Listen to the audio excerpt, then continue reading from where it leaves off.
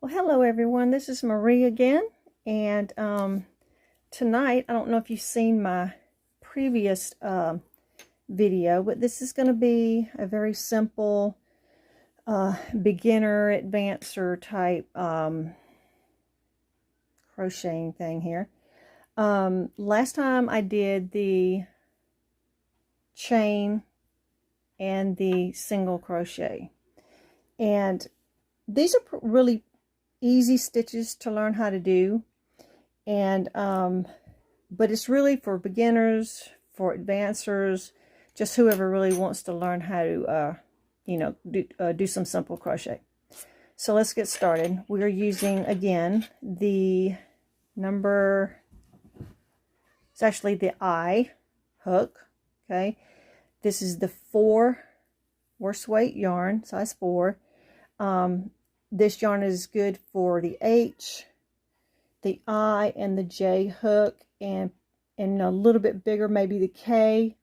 But when you're getting down into your smaller hooks, like your F and your G, you're going to want to use a smaller weight of yarn because it is smaller. The bigger you go with your needle and your yarn or your hook, the bigger you go with your hook, the bigger your stitch is going to be. So the comfortable one is between the I and the J. I use the I a lot. Sometimes I want my stitches a little smaller, and that would be the H for me. The H is a favorite one. So let's just go ahead and get started on doing a chain. And you're just going to do the loop, take it in here, pull. Sorry, that got a little blurry, didn't it? Let it focus here. And you want to leave a chain. It doesn't necessarily have to be that long, but you want it at least 4 or 5 inches long, so you have something to tie off. You know, work it back into your work when you're totally done with whatever it is that you want to make. And again, like I explained last time too, this is just going to be a sample piece. I'm not going to make a really big piece for any certain item that I'm trying to work on. But if you want something that's like a toddler size blanket, single bed, double bed, queen, king, whatever, I personally like to just make a really long chain and then take it into that size of a bed and measure, and I always like it to hang over each side, and then the bottom at least, 4 inches, 5 inches or so, so that way you know your bed's totally covered. And that's usually after I get the design that I'm doing for that project worked out. Then I will go back, because I will lay it on the bed and see where it hangs and where it stops and everything, and then I'll know how many rows to put on on the outer edges. So, and then you can kind of judge, depending on the stitch you're using, you can kind of judge on how many rows to put. So anyway, tonight is going to be, we're going to do a chain, because you have to do a chain to really, do any of these. So just let's do a chain. Since we're going to do the double crochet tonight, I really wanted to start with a double. I was going to do the half double, but I want to go ahead and get into the double because the double is used more in stitches than the half is. So doing a double crochet, say your project is going to be, and this, when we make chains, it's actually going to be the width of your project. It's not the length, it is the width of something. So when you're laying it on your bed or wherever that you're measuring it for, if it's going to be a blanket, measure the width of it, because when we crocheting up, that's going to be your length. So say it's 150 chains, you're going to want to do 150, I think it's 152 or 153, no, it's 152, because those last 2 chains that you're going to do is actually going to come it's going to start your second row, and I'll show you what I'm talking about here, because you have to have two chains equal up to a double crochet. And you'll see what I'm showing you, because when we start our second row, we're going to start in the third stitch. So those other two will be standing up. So let's just go ahead and do something maybe like, let's just see, 1, 2, 3, 4, 5, 6. Sorry about that. I had to get the dog. 7, 8, 9, 10, 11, 12, 13, 14, 15. Oops.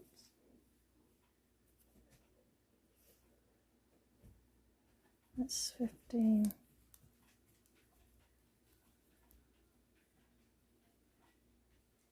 16, 17, 18, 19, 20. Let's do 20. And then with that 20, we're going to add 2 more. This is what I'm talking about here. So say your project is 20 inches wide or whatever, you know, it's going to take 20. You're going to add 22. Okay. These two right here are going to start your second row, and that's going to be your first double crochet. It's going to take the place of a double crochet. So you're going to actually start right here in this third stitch. I'm sorry about it being a little blurry there. You're going to start in your third stitch. So you're going to wrap or hook. You're going to go into that third stitch. And you only got 1 loop to go in there. You're going to wrap it again. You're going to pull it through. You're going to wrap it again. And you're going to pull it through 2. Wrap, pull through 2 more. And then there's your first double that you just crocheted right there. Now, this is what I'm talking about. See that right there? That is the chain that that's those 2 last chains that we did. That counts as your double crochet. So that's actually 1 and 2. You actually did the second one.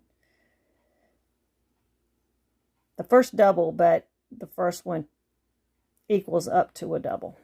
So here we go again. You're going to wrap. Now you don't want to put it through the same one.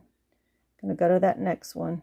You're going to put it through, wrap, pull through 1, wrap, pull through 2. I don't know if I can get it through 2.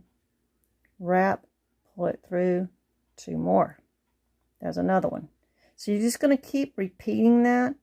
Wrap into the next one, pull through, wrap, pull through 2,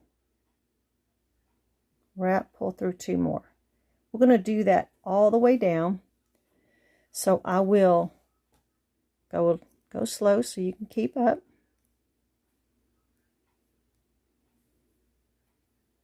Wrap, put it through, wrap, pull through, wrap, pull through 2, wrap, pull through 2 more.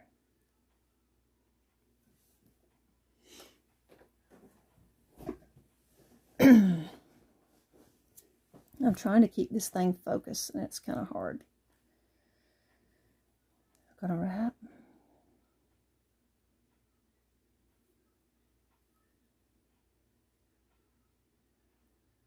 It's kind of awkward the way I'm having to do this tonight, so it's taking me a minute to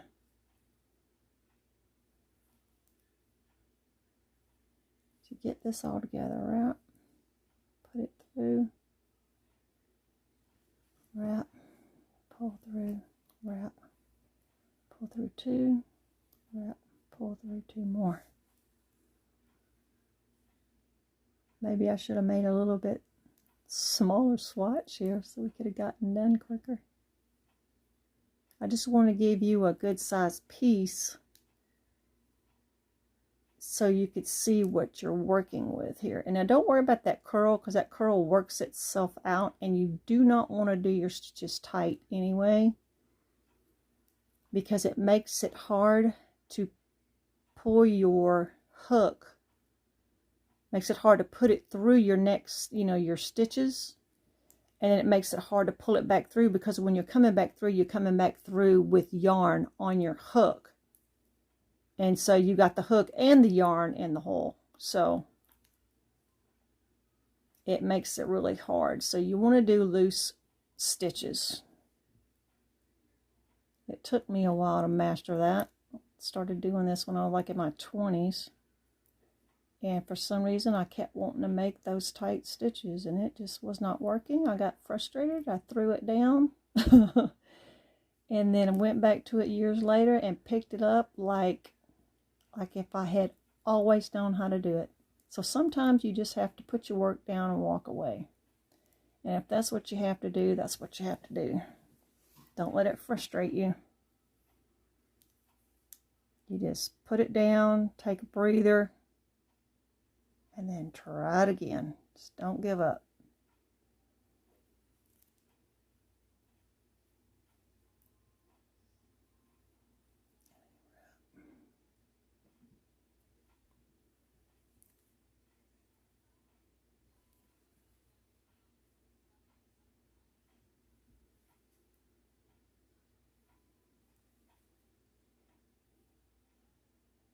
I guess I should have done a little bit smaller swatch. So we could have already been at the end. Started to do just a 10 and then add the 2. I thought, well, we'll give it a little bit more. We're almost there.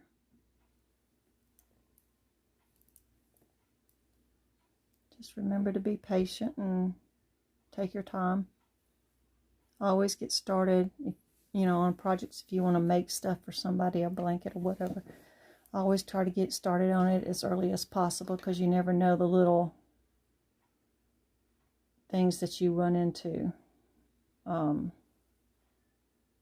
noticed times that I would miss stitches or put too many somewhere, and I'd have to go back and take it out. I'm not one of these that likes to cover up my messes.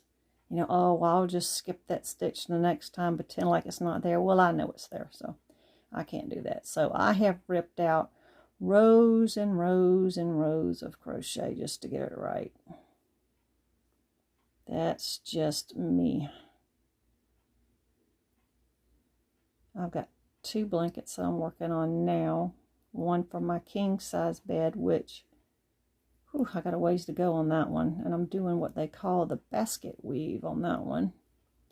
And then I'm doing a baby blanket, and it is almost done. Well, I say almost done. It's got a few rows to go, but it's a lot further along than the king size, I can tell you that. And it is being done with a single crochet and a half double. And it is 3 colors. Okay, I believe that was our last, that was our last stitch right there.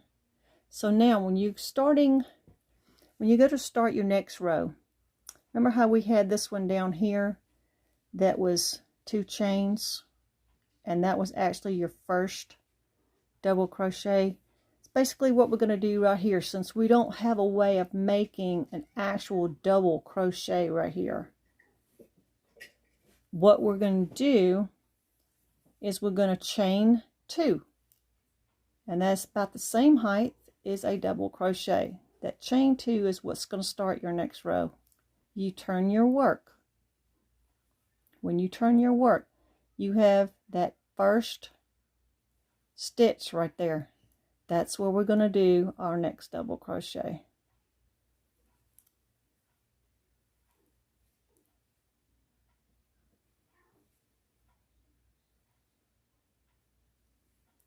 wrap, put it through the next one, wrap, pull through, wrap, pull through 2, oop, wrap, pull, gotta get me some yarn to work with there, wrap, pull through 2 more, okay, and then see, you just keep doing that all the way around, or all the way down, wrap, through the, now see, now you're going to have 2 loops on top, where when we started on the chain you had 1, now you're going to have 2 loops. Wrap, pull through, wrap, pull through 2, wrap, and pull through 2 more. And there are some patterns where you will, sometimes it calls for you just to grab that first, you know, what they call the top loop. You would just grab that one and go under that one, or they'll tell you to grab the back loop. And what happens when you do that, it creates a ridge on your work. And it kind of looks to me like it's been knitted, but it creates a ridge. And they can be very pretty on blankets and stuff. So, I mean, if that's something you like, that's a very easy stitch. A lot of these stitches seem to be complicated when you really get into like the patterns and stuff, but when you really see the layout, when you learn your stitches and you see the layout of it and know it's just repetitive, it's just you're doing the same thing over and over, then you realize, oh wow, this is not that bad. There's a few of them that I've done that way. I'll look at the pattern, I'm going, oh no, and when I see that it's just a repeat, and I'm going, okay, that wasn't too bad. I've done what they call the Catherine stitch, the starburst, which I think is the same thing. They just gave it different names. I'm doing the basket weave now. There are some stitches that I started, and I love the box stitch, but the box stitch is very time consuming. And it also takes a lot of yarn, because you got to you got to go down, come back up, go down, come back. You got to do it like 4 times before you can even create 1 row. And I mean, it's a pretty stitch. It really, really is. But man, it's time consuming.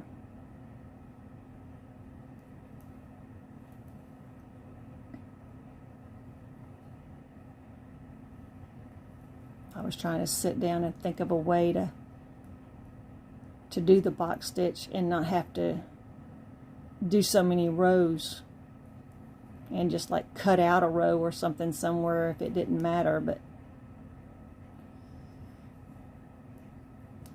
never got really around to that.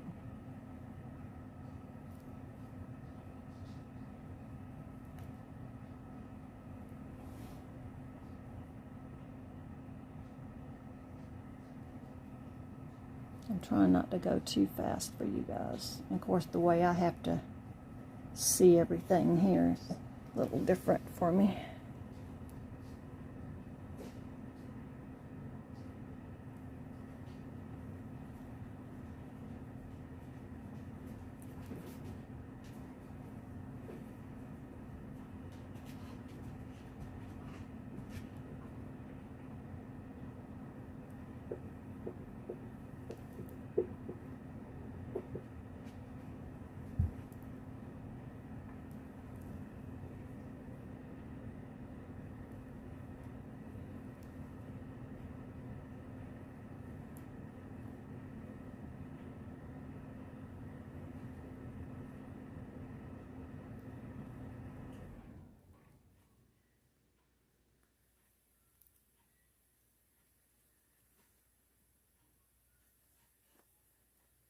And this is basically it right here. I mean, you're going to go down to the end,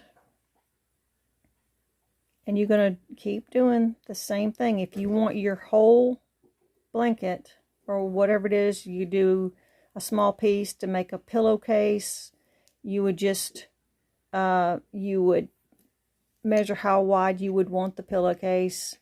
And of course, that's what we're doing now is width. And then what you do is you just make it long, so that way once you get it long enough, you would fold it over, you would connect your edges, and then you would stuff it or put a pre-made, you know, one of those little pre-made pillows that you can get. I think Walmart carries them.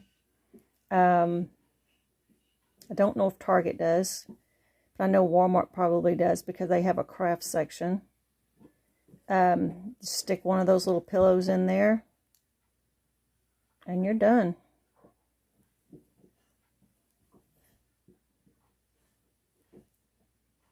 I thought about doing that myself. Doing some little throw pillows. But knowing the way it is around here, one of the cats would land up on it. For bed. Which I thought about doing that too.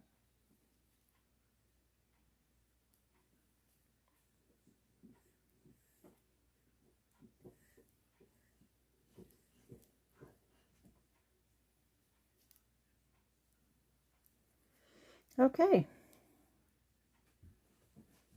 At the end, and you can tell that was our last stitch, you would do 1, 2, there's your chain, starts your first double, turn your work, and then keep on doing it.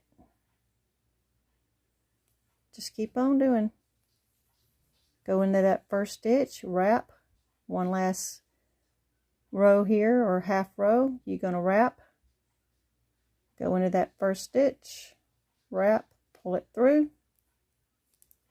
wrap, pull it through 2, wrap, pull it through 2. Oh, had too much there. I'm just going to keep on doing that. But I think you have the hang of it. If not, you can always repeat the video.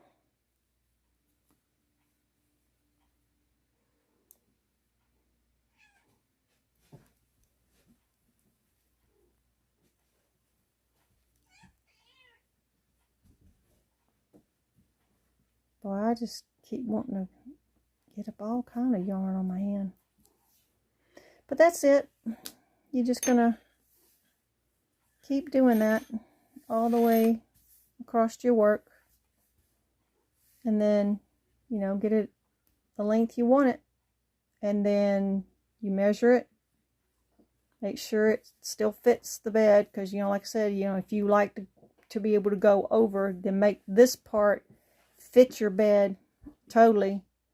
And then you know that whatever border you add, which could be a double, it could be a single, and the single I have in another video.